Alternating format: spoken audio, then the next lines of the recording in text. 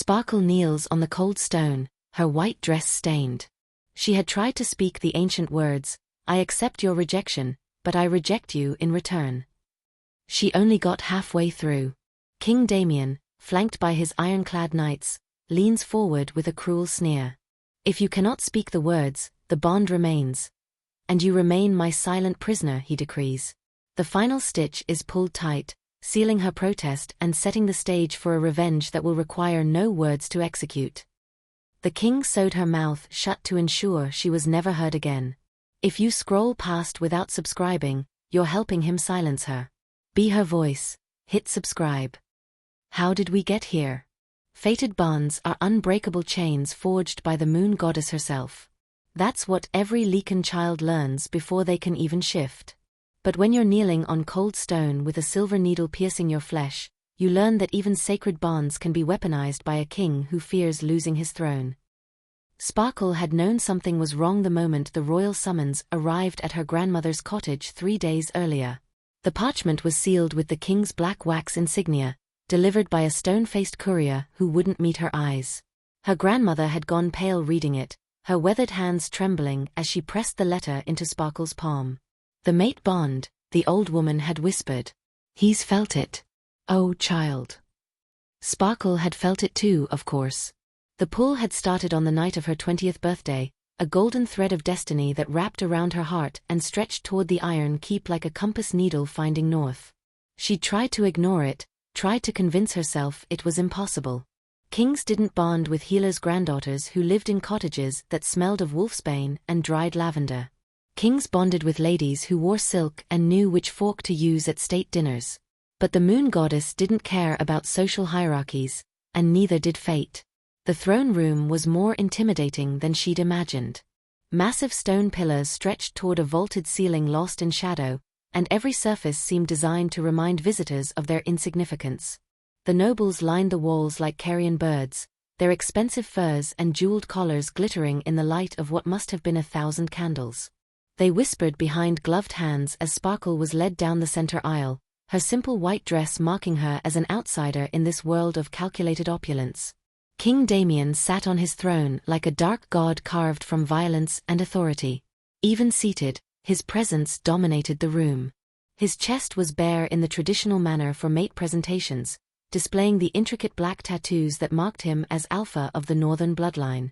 His dark hair fell past his shoulders, and his eyes tracked her approach with the lazy interest of a predator watching prey that had already lost.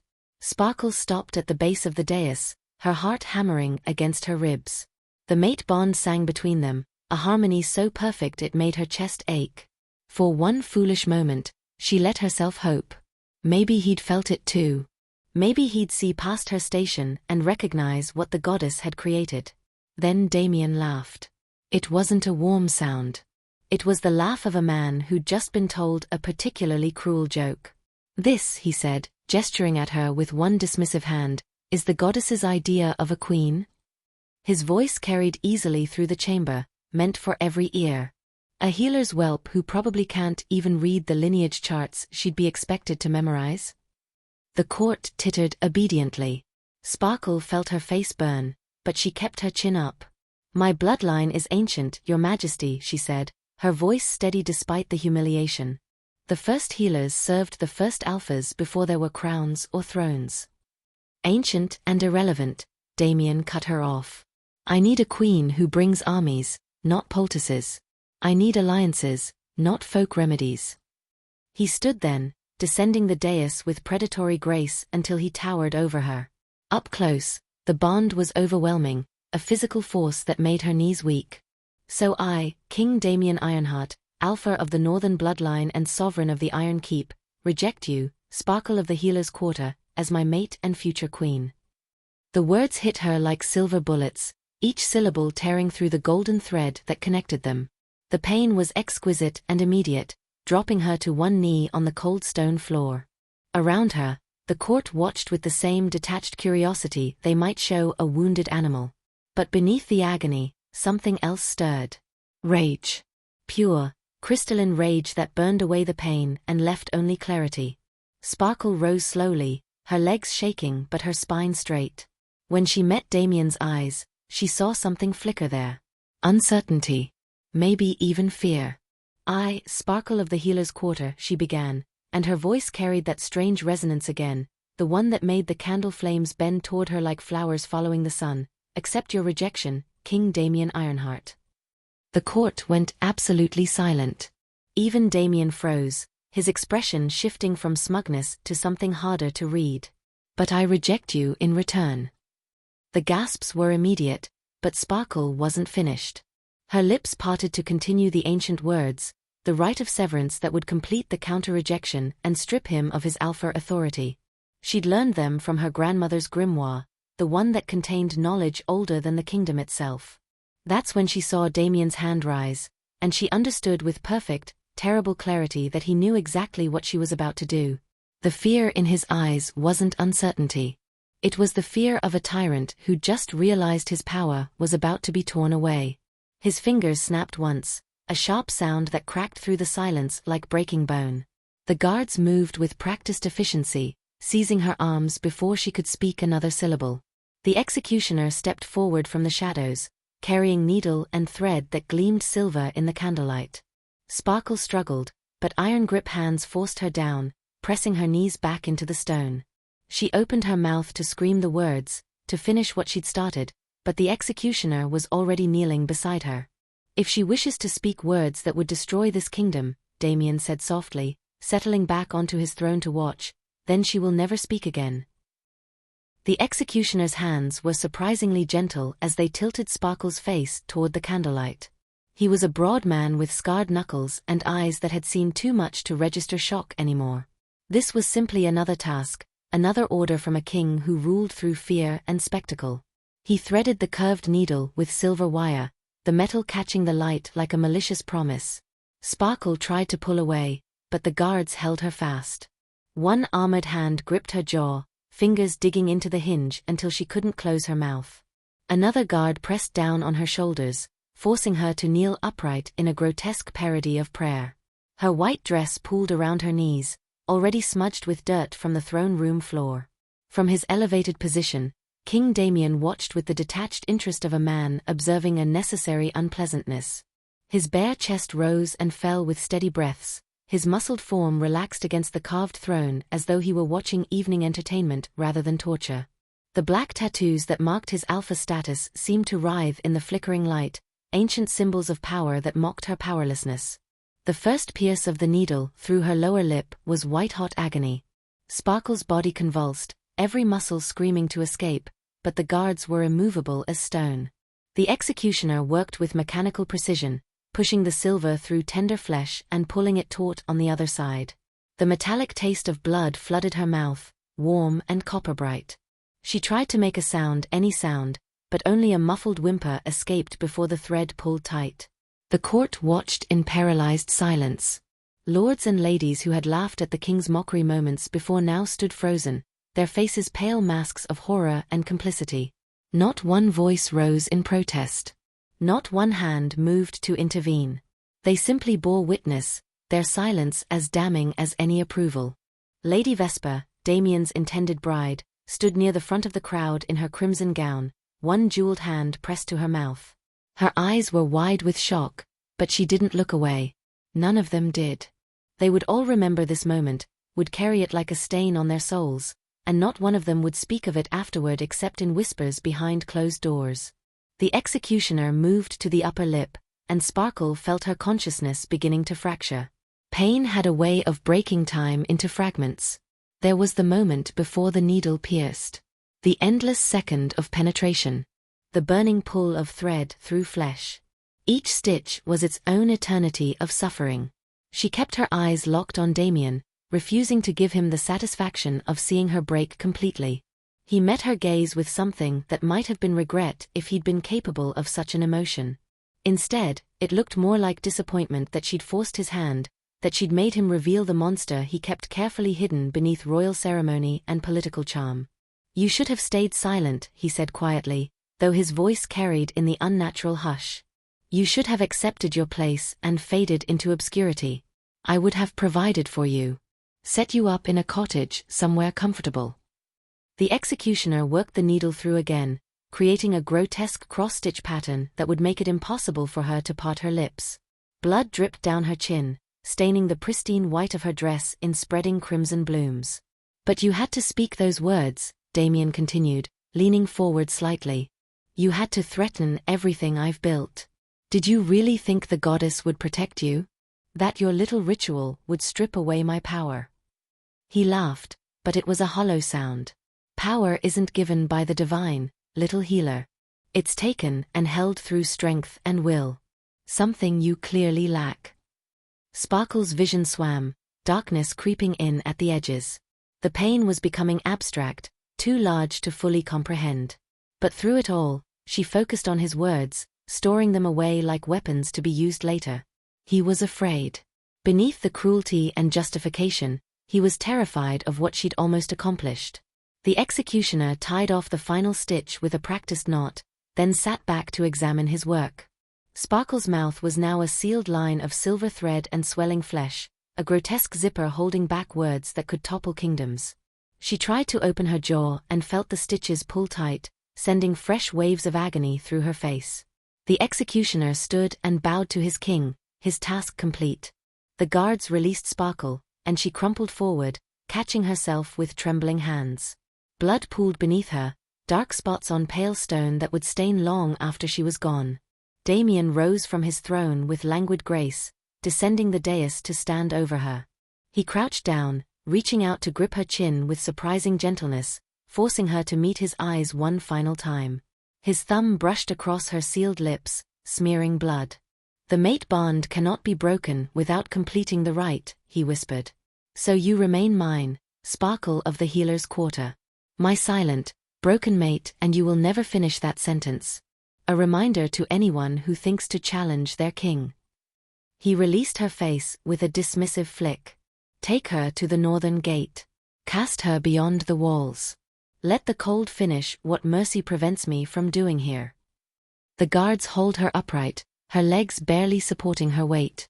As they dragged her toward the massive doors, Sparkle looked back one last time. The court remained frozen, complicit witnesses to the atrocity. Lady Vesper's hand had dropped from her mouth, her expression now carefully blank. The nobles would return to their wine and gossip within the hour, filing this horror away as the price of proximity to power. And Damien stood alone in the center of his throne room, surrounded by candles and silence, a king who had just discovered that even victory could taste like ash. The northern gate slammed shut behind her with a finality that echoed through the frozen wasteland. Sparkle stumbled forward into knee-deep snow, her bare feet already numb from cold. The guards had stripped her of her cloak before throwing her out, leaving her in nothing but the blood-stained white dress that clung to her shivering frame. Behind the massive iron gates, the Iron Keep rose like a dark fortress against the gray sky, impenetrable and indifferent to the girl it had just condemned to death. The wind hit her like a physical blow, cutting through the thin fabric and stealing what little warmth remained in her body. She wrapped her arms around herself and took another step, then another, driven by nothing but animal instinct to move, to survive. Snow began to fall in thick, lazy flakes that caught in her tangled hair and melted against her feverish skin. Her mouth throbbed with each heartbeat, the silver stitches pulling tight whenever she tried instinctively to open her jaw.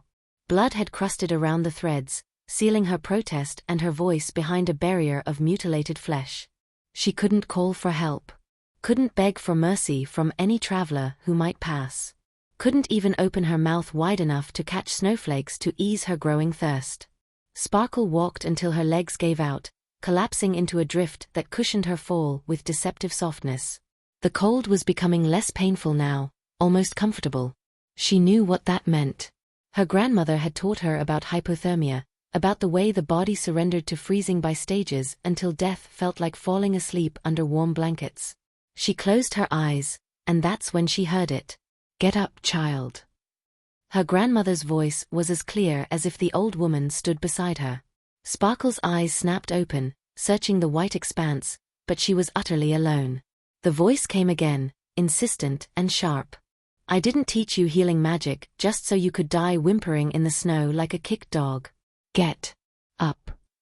Sparkle tried to respond, tried to explain that she couldn't speak, but only a muffled sound emerged.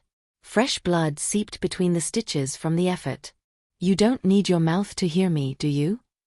The voice was closer now, resonating not in her ears but somewhere deeper, in the hollow of her chest where the mate bond still pulsed weakly.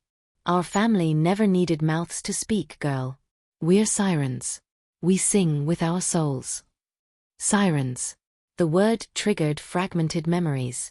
Her grandmother's warnings never to hum too loudly near glass. The way birds would gather at their cottage window when Sparkle sang while grinding herbs. The strange resonance in her voice during the rejection ceremony that had made the candles flicker and bend. "You think they sewed your mouth shut to keep you quiet?" Her grandmother's laugh was bitter. "They sewed it shut because they felt your power and didn't understand it.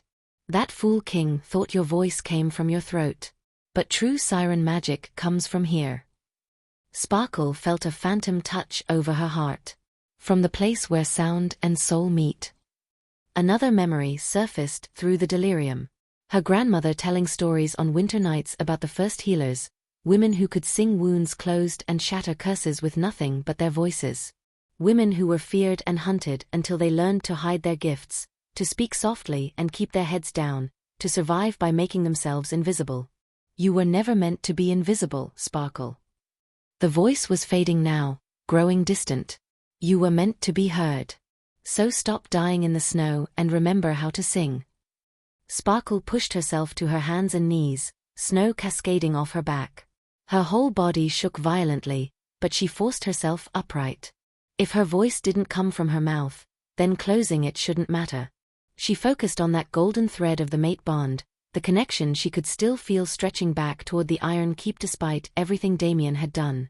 She opened her mind the way her grandmother had taught her to open her senses when identifying herbs, reaching for something beyond the physical. At first, there was nothing but the howling wind and her own ragged breathing through her nose.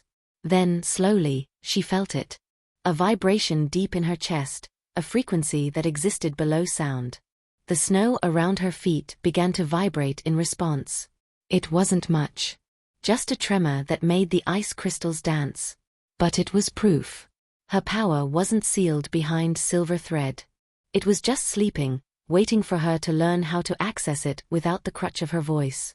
Sparkle took another step forward, then another, moving parallel to the tree line she could barely see through the snow. She had no destination, no plan beyond survival. But her grandmother's voice had given her something more valuable than direction. It had given her purpose. The cold was still killing her. The stitches still burned like brands. But somewhere in the howling waste, she felt the faintest pulse of warmth. Not physical heat, but the sensation of being watched. Not with malice, but with curiosity. She wasn't alone in the wilderness after all. Sparkle pressed forward into the storm, leaving a trail of crimson droplets in the snow behind her, each one a promise written in blood. She would survive this. She would learn to speak without words. And when she returned to the Iron Keep, King Damien would discover that silencing a siren didn't eliminate the song. It only made it deadlier. Don't forget to subscribe. Sparkle woke to warmth and the scent of burning sage. For a disoriented moment, she thought she was back in her grandmother's cottage, safe and whole. Then the pain in her mouth flared with consciousness, and reality crashed back with brutal clarity. She lay on a bed of furs in a space that seemed carved from living wood. Roots formed the walls and ceiling, woven together in impossible patterns that pulsed with faint bioluminescence. Candles floated in the air without holders, their flames dancing to a rhythm she could feel more than hear. The entire room hummed with magic so old and primal it made her teeth ache. A figure moved in her peripheral vision, and Sparkle tried to sit up, her body protesting every movement. A gentle hand pressed her back down, and she found herself looking into the face of a woman who might have been anywhere from 40 to 400 years old. Her skin was marked with intricate tattoos that seemed to shift and move in the candlelight, symbols in a language Sparkle didn't recognize. But it was the woman's mouth that made Sparkle's breath catch. Where a tongue should have been, there was only a scarred void. The woman opened her mouth to show Sparkle the mutilation, not with shame but with solidarity. Here was someone who understood what it meant to have your voice stolen. The woman pressed a cup to Sparkle's sealed lips, then paused, realizing the problem. Instead, She dipped her fingers into the liquid and traced them along the silver stitches. The substance was warm and luminescent, soaking into the torn flesh with immediate relief. The throbbing pain began to recede, replaced by a tingling sensation that felt like tiny bells ringing in her nerves. The woman's hands moved in deliberate gestures, and suddenly Sparkle heard words inside her mind, clear as spoken language. "I am Mother Echo. You are in the sanctuary of the Whisper Coven, child. You've been unconscious for 2 days." Sparkle's eyes widened. The voice wasn't sound but thought, transmitted directly into her consciousness. She tried to respond, forgetting momentarily about the stitches, and gasped in pain. "Don't try to speak." Mother Echo's mental voice was gentle but firm. "Your body needs to heal before we remove those abominations. For now, drink." She pressed the cup to Sparkle's nose, and the liquid inside formed a thin tendril that flowed directly into her nostril. It should have been uncomfortable, drowning, but instead it felt like swallowing moonlight. The potion spread through her body, warming her from the inside, feeding cells that had been on the verge of death. Other figures emerged from the shadows. 3 women, each marked by different mutilations. One had her ears sewn shut with copper wire. Another had silver bands clamped over her vocal cords, visible through the translucent skin of her throat. The third had symbols branded onto her tongue that Sparkle could see when she opened her mouth in greeting. They were all victims of silencing, all survivors of powerful men who feared what women's voices could do. "Welcome to the family of the stolen song," Mother Echo communicated, settling onto a stool carved from a single piece of dark wood. "We found you in the snow following your blood trail. You would have been dead within the hour." Sparkle touched her sealed mouth gingerly, feeling the dried blood and the cruel precision of the stitches. Mother Echo reached out and stilled her hand. King Damien made a fatal error. The old witch's mental voice carried something that might have been amusement. He thought silencing your mouth would silence your power. But he doesn't understand what you are. What you've always been. Sparkle formed the question in her mind, uncertain if Mother Echo could hear her thoughts. "Yes, I can hear you," Mother Echo responded immediately. "Thought speech comes naturally to those of us who've been forced beyond conventional communication. And to answer your unspoken question, you are a truth speaker, child. A siren born with the truth frequency."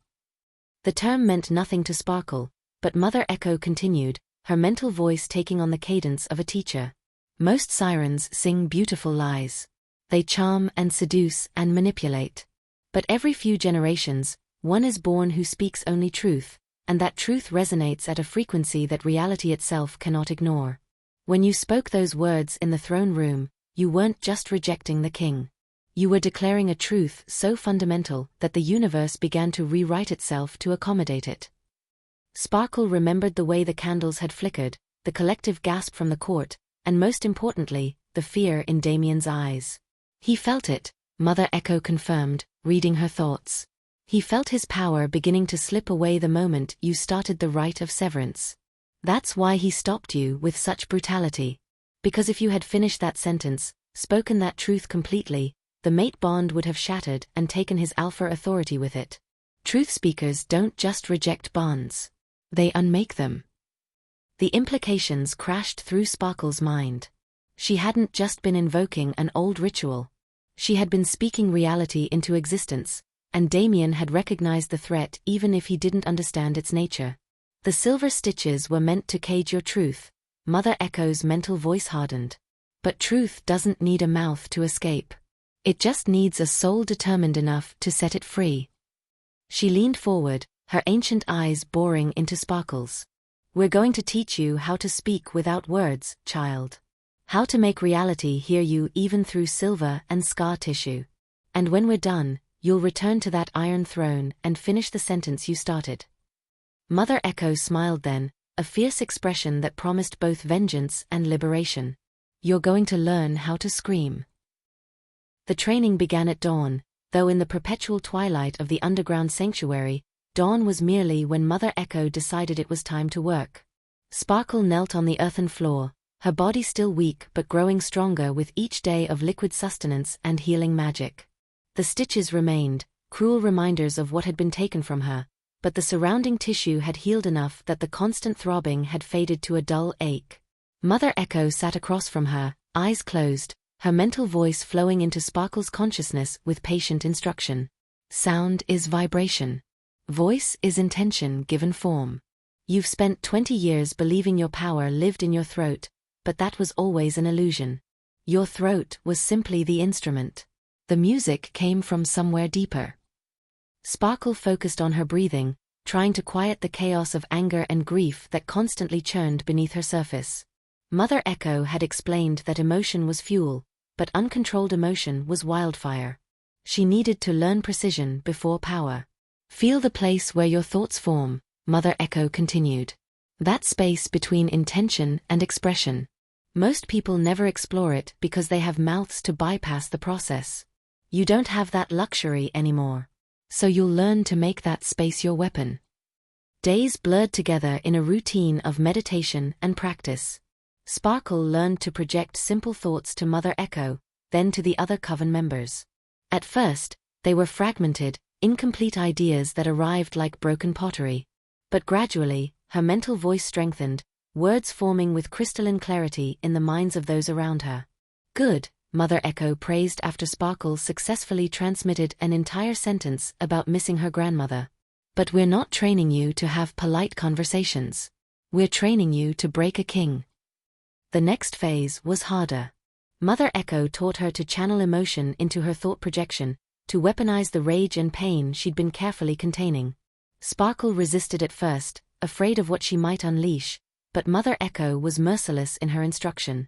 Your pain is not a weakness to overcome, the old witch's mental voice was sharp as flint. It's a resource to be refined.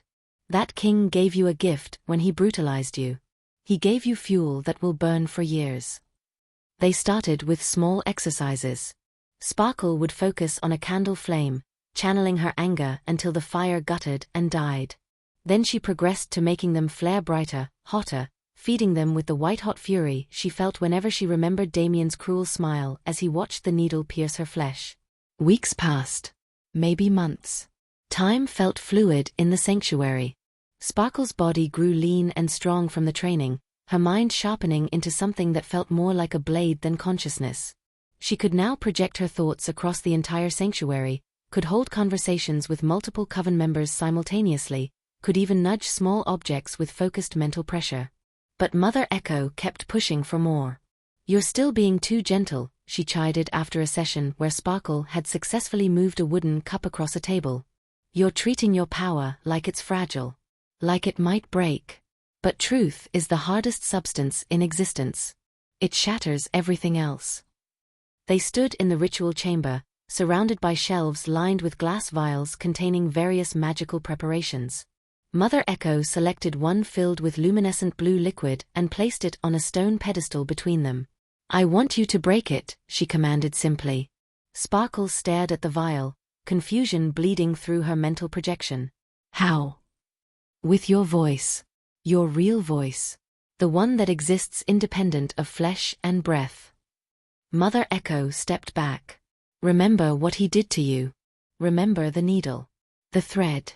The way the court watched and did nothing. Remember how powerless you felt. The memories crashed through Sparkle's carefully maintained composure. She saw Damien's face again, smug and terrible in its casual cruelty. Felt the executioner's hands tilting her chin. Tasted blood and silver and humiliation. Now give that memory sound, Mother Echo whispered in her mind. Sparkle closed her eyes and opened something deeper than her mouth had ever reached. The scream built not in her throat but in her soul, in that place where violated truth turned into something sharp and terrible. She felt it rising through her like a tidal wave of crystallized anguish, seeking release, demanding to be heard. The scream erupted from her in a psychic shockwave that had no sound but somehow deafened everyone in the sanctuary. The glass vial exploded instantly, shards flying outward in a perfect sphere of destruction. But it didn't stop there. Every glass container in the chamber shattered simultaneously. Windows in the root walls cracked. The floating candles dropped and extinguished. Sparkle collapsed forward onto her hands, gasping through her nose, blood seeping fresh between the silver stitches. Her whole body trembled with the aftershock of what she'd released. Mother Echo's mental laughter filled her mind, delighted and fierce. There it is. There's the weapon that King tried to bury in snow and silence. She knelt beside Sparkle, lifting her chin so their eyes met. You just shattered 6 months' worth of potions with a single thought scream. Imagine what you'll do to his throne when you stand before him again. Sparkle stared at the destruction surrounding her, glass glittering like diamonds in the dim light. Her pain had become something more than suffering. It had transformed into power, raw and devastating and entirely her own. Mother Echo helped her to her feet, mental voice resonating with pride. You're almost ready. A few more months of refinement, and we'll remove those stitches. Then you'll return to the Iron Keep during the Blood Moon Festival. Her ancient eyes gleamed with anticipation. And you'll show that tyrant what happens when you try to silence truth. Sparkle nodded, her mental voice steady and cold as winter stone. I'll finish my sentence. The Iron Keep looked exactly as Sparkle remembered it, all brutal stone and sharp angles designed to intimidate rather than welcome. She stood in the servants' entrance with her head bowed, wrapped in the coarse grey wool that marked her as one of the invisible workforce that kept the castle functioning. Mother Echo had procured the disguise along with forged papers identifying her as a mute kitchen worker hired specifically for the royal wedding festivities. The irony wasn't lost on Sparkle. She'd been thrown from these walls to die, and now she was walking back in through the servants' door, truly mute this time, her lips still sealed with silver that had tarnished to black over the months of exile. But beneath the stitches, her power coiled like a serpent waiting to strike. The head housekeeper barely glanced at her papers before waving her toward the scullery. Weddings in 3 days. We're drowning in work. Keep your head down, don't break anything expensive, and maybe you'll keep this position after the festivities. The woman's eyes flicked to Sparkle's sealed mouth with brief curiosity before dismissing it. The castle had seen stranger things. Sparkle moved through the corridors like a ghost, invisible in her servant's uniform, watching and learning. The Iron Keep was transformed for the wedding, draped in crimson and gold silk, with fresh flowers dying slowly in elaborate arrangements. Everything screamed of excess and political theater. This wasn't a marriage born of love but of strategic alliance. Lady Vesper brought 3 northern provinces and 2,000 warriors to Damien's banner. A fair trade for a crown, most would say. She first saw Lady Vesper on her second day, when she was assigned to serve afternoon tea in the Queen's solar. The bride-to-be sat by the window in a gown of deep burgundy, her dark hair elaborately arranged, jewelry glittering at her throat and wrists. She was beautiful in the way expensive things were beautiful, polished and perfect and utterly lifeless. Sparkle set down the tea service with practiced silence, keeping her eyes downcast. But she felt Lady Vesper's gaze on her sealed mouth, saw the woman's hand tremble slightly as she reached for her cup. You were there, Lady Vesper said quietly, not looking at Sparkle directly. In the throne room. When he... She didn't finish the sentence. Didn't need to. Sparkle remained motionless, uncertain how to respond. Lady Vesper laughed, a brittle sound. Of course you can't answer. That's rather the point, isn't it? She sipped her tea, staring out at the courtyard below. He tells me you tried to invoke some ancient ritual, that you would have stripped him of his power if he'd let you speak. Her eyes finally met Sparkle's, and there was something desperate in them. I wish you had succeeded. Before Sparkle could process that confession, the door slammed open. King Damien filled the doorway, magnificent and terrible in his formal attire. His eyes swept the room, landing on Sparkle with casual indifference before dismissing her as irrelevant. He didn't recognize her. Why would he? She was just another scarred servant, one of dozens who worked in shadows. Vesper, he said, his voice carrying that familiar authority that made even the air seem to obey. The dressmaker is here for your final fitting. I'm having tea, Lady Vesper replied, a hint of steel in her voice. She can wait. Damien crossed the room in 3 strides, gripping her wrist with controlled violence.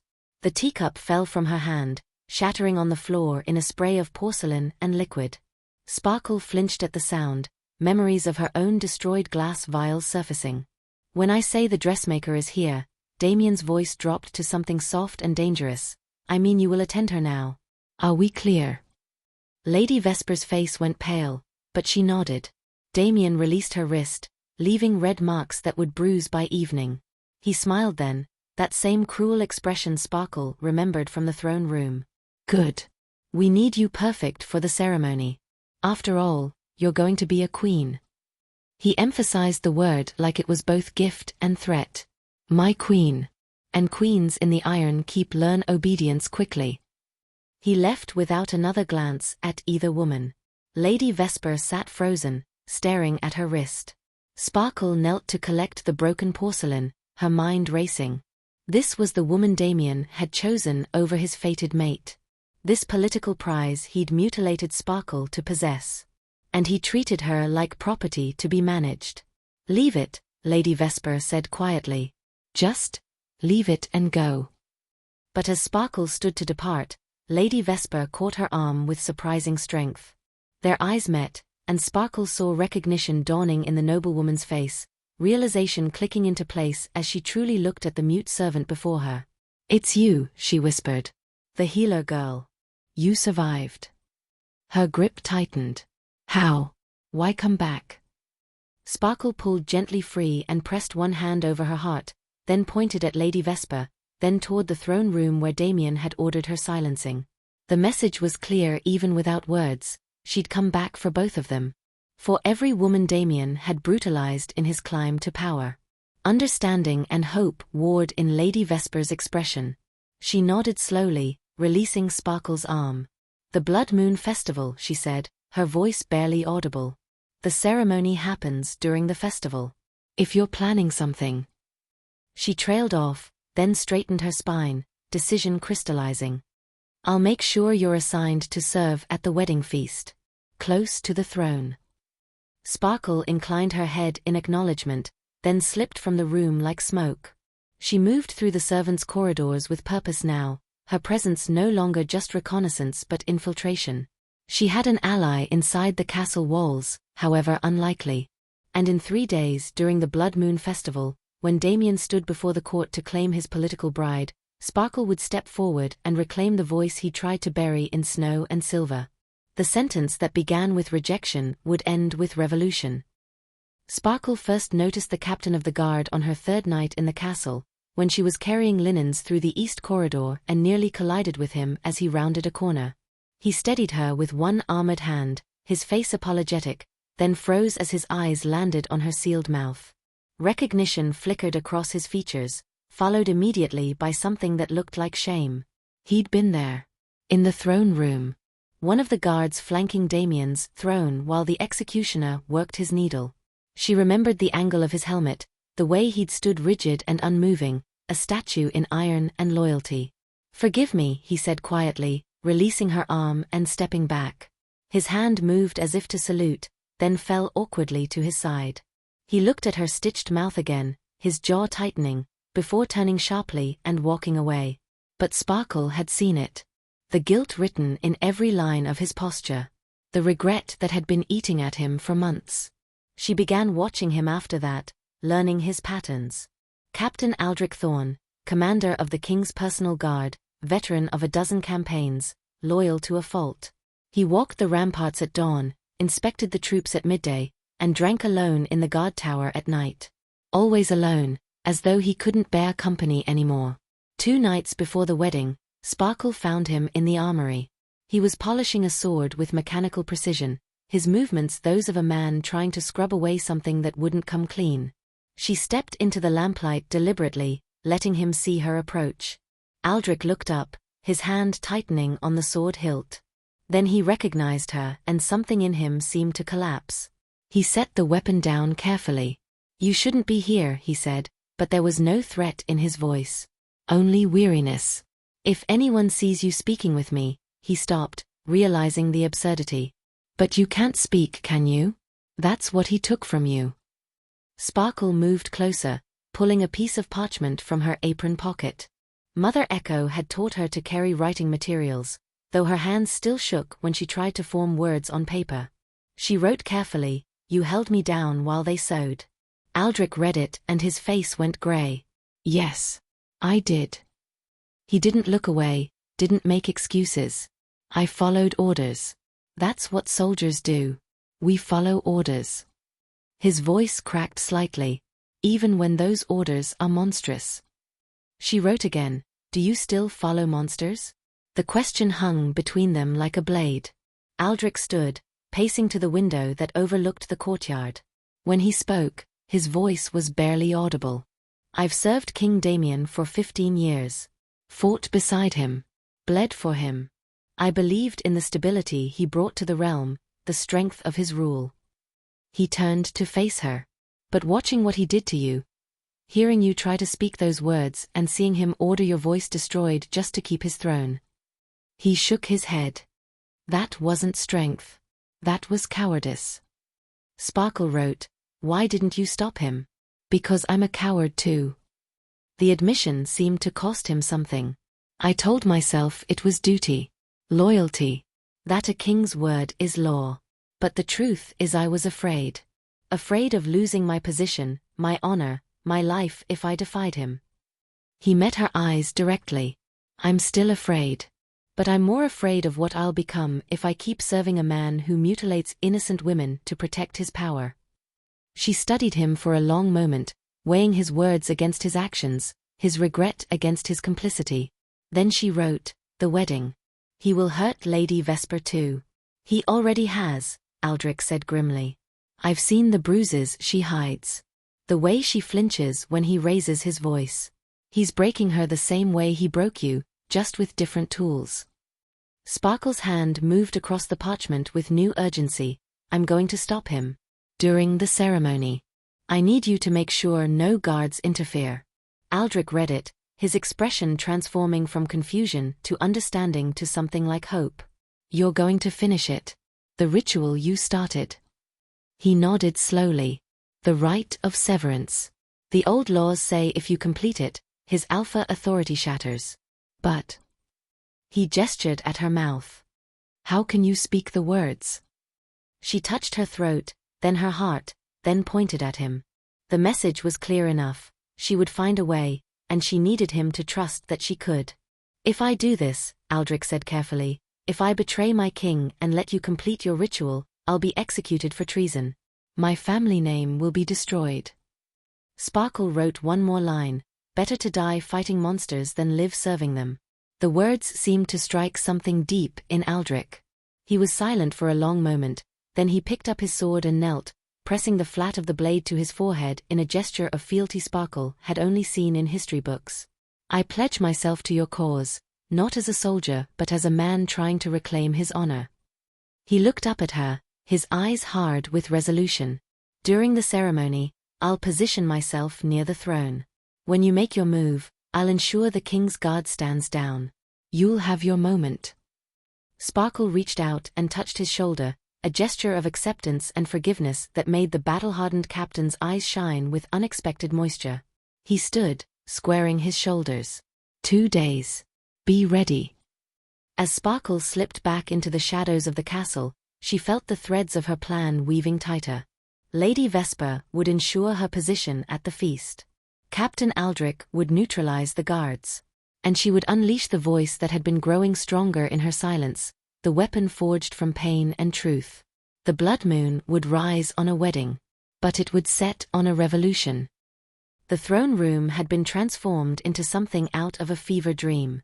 Crimson silk draped from every pillar, and thousands of candles cast dancing shadows across walls hung with tapestries depicting the Ironheart lineage. The blood moon hung visible through the massive stained glass windows, turning everything the color of fresh wounds. Every noble house in the kingdom had sent representatives, their finest clothes and sharpest smiles on display as they witnessed the consolidation of power through matrimony. Sparkle stood against the wall with the other servants, a tray of untouched wine goblets balanced in her hands. Her gray uniform blended into the shadows, making her invisible despite standing 20 feet from the throne. Lady Vesper had positioned her perfectly, close enough to act but far enough to avoid immediate scrutiny. King Damien stood at the altar in ceremonial armor that caught the candlelight like captured stars. He looked every inch the conquering king, powerful and untouchable, a god carved from ambition and violence. Beside him, Lady Vesper was a vision in white and silver, her face carefully composed into an expression of serene acceptance. Only Sparkle could see the tremor in her hands, the way her eyes kept darting toward the exits as if calculating escape routes. The high priest droned through the traditional vows, his voice echoing off the vaulted ceiling. The crowd listened with that peculiar attention paid to ceremonies everyone knows by heart but must pretend to witness with fresh reverence. Near the throne, Captain Aldrich stood with the king's guard, his posture perfect, his hand resting casually on his sword hilt.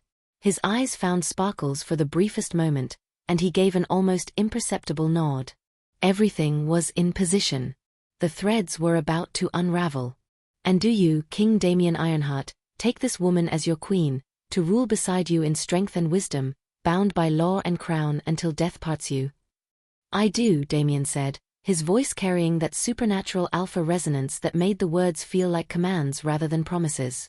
The priest turned to Lady Vesper. And do you, Lady Vesper of House Thornwick, accept this king as your husband, to serve beside him in loyalty and grace? Sparkle set down her tray with a sound that cut through the priest's words like a knife through silk. The crystal goblets chimed against each other, unnaturally loud in the ceremonial hush. Heads turned. She stepped away from the wall, moving into the center aisle with slow, deliberate steps. The crowd parted instinctively, nobles pressing back as the scarred servant walked toward the altar. Whispers rippled through the assembly like wind through wheat. Damien's head snapped toward the disturbance, irritation flashing across his face. Then he saw her mouth. The tarnished silver stitches. Recognition hit him like a physical blow. You, he breathed, and for the first time since she'd known him, Sparkle heard fear in his voice. Then, as quickly as it appeared, he buried it beneath cruel amusement. Well, the little healer survived her exile. How unexpected.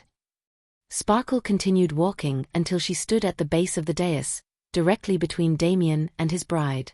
The entire court watched in stunned silence, uncertain whether this was part of some elaborate ceremony or a catastrophic breach of protocol. Damien descended the steps with predatory grace, circling her like a wolf evaluating prey. Did you come back to beg forgiveness? To plead for a place in my kitchen? He gestured at her sealed mouth. Or did you forget? You can't speak. You can't finish your little ritual. You're nothing but a mute reminder of what happens to those who challenge their king. He reached out to touch her face, but Sparkle caught his wrist. The contact sent a shock through the mate bond that still connected them, that golden thread he'd never been able to fully sever. His eyes widened as he felt it, felt the power coiled inside her like a spring wound too tight. Impossible, he whispered. I silenced you.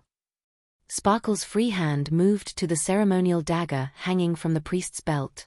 She pulled it free before anyone could react, the silver blade catching the blood moon's light. The crowd gasped, and she heard the distinctive sound of swords being drawn.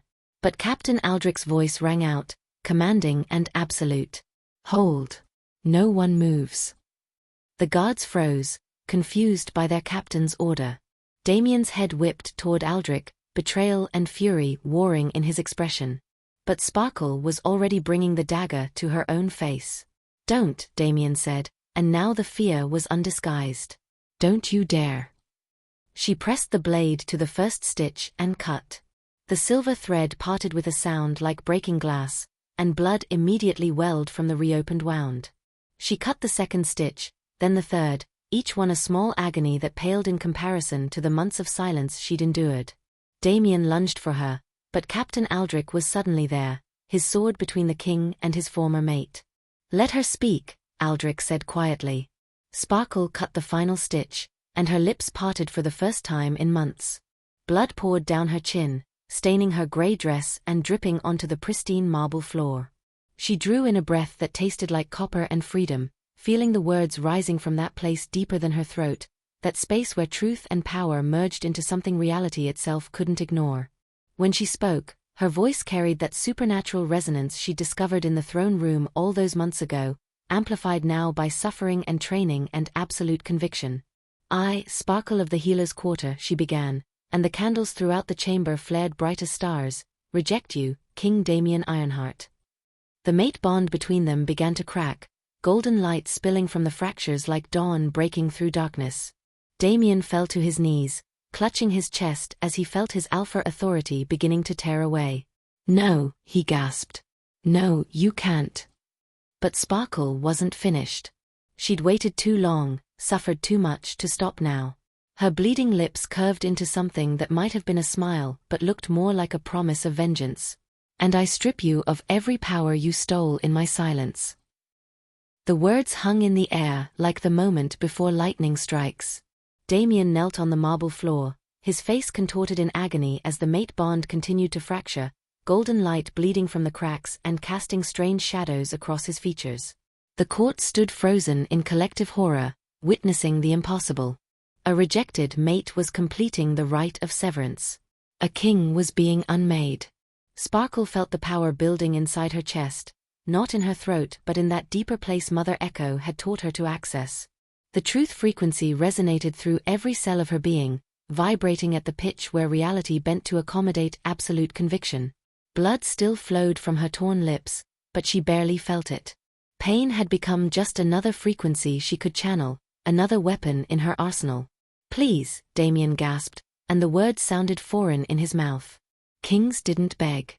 But he wasn't really a king anymore, was he? Just a man who'd built his throne on brutality and fear, and now the foundation was crumbling. "Sparkle, don't do this. We can." She drew in a breath that seemed to pull air from every corner of the vast chamber. The candles bent toward her as if magnetized. The nobles closest to her stumbled back, hands flying to their ears even though she hadn't yet released the sound gathering in her soul. This wasn't going to be words anymore. Words were too small, too constrained by language and meaning. What rose from the depths of her being was something primal and devastating. It was every moment of pain compressed into pure sonic force. It was the scream she'd wanted to release when the needle first pierced her flesh. It was the howl of rage she'd swallowed during her exile in the frozen waste.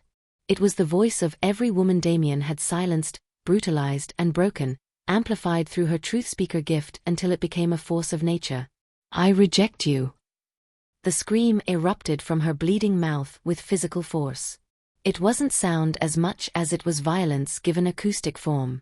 The shockwave exploded outward in concentric rings of pure power, visible as distortions in the air like heat shimmer. The stained glass windows shattered first, thousand-year-old artwork depicting Ironheart victories exploding into rainbow shrapnel that rained down on the screaming nobles. The sound wave hit the assembled knights next, armored men launched backward like toys scattered by an angry child.